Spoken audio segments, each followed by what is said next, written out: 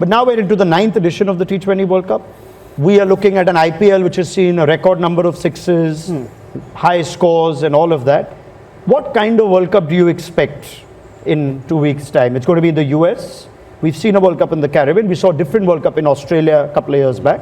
What are we expecting this year? So when the World Cup was there in Australia, when the World Cup was there in South Africa, there was a set pattern, right? The team has been selected in a way that, okay, these are the kind of pitches you'll get and these are the kind of cricket you need to play. Maybe you need to be careful in South Africa, especially early on in the power play. In Australia, with the really good pitches, you can go hard from first 6 overs as well.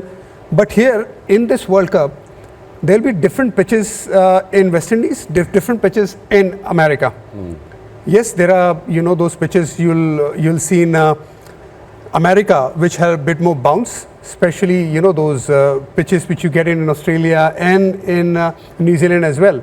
But when you go to West Indies, there'll be some slowness on the pitch as well. So you need to prepare to play this World Cup in 2 phases as a team. It is very important. And I think, considering what we have seen with the Indian team, there are a lot of spinners, we'll have that kind of phase really covered up. Yes, you need to play good cricket as far as the Indian cricket is concerned. But every team needs to be prepared to play this World Cup in 2 phases. When you say 2 phases, you mean US and the US leg separately and the West Indies leg separately. And largely that'll be unknown. Yeah. So they'll drop in wickets obviously up in New York. I mean, drop-in wickets tend to be quite settled, so you do understand that they can be hollow with a bit of extra bounce. Yeah. But India doesn't have to worry about that. It's got a team that can do both. Yeah.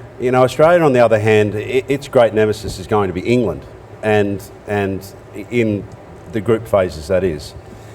And look, they'll be relatively benign conditions. They're good batting surfaces. They're good power-hitting batting surfaces. So when I prepared for the West Indies in 2007 World Cup, I wasn't interested in getting my foot anywhere near the ball. Yeah. In fact, I was looking to get my foot away from the ball, so that the only thing that could hurt me is getting LB, and then from that moment on, launched at both sides of the ground with zero fear. So it's going to be quite a big scoring T20 World Cup, especially on the back of what we have seen.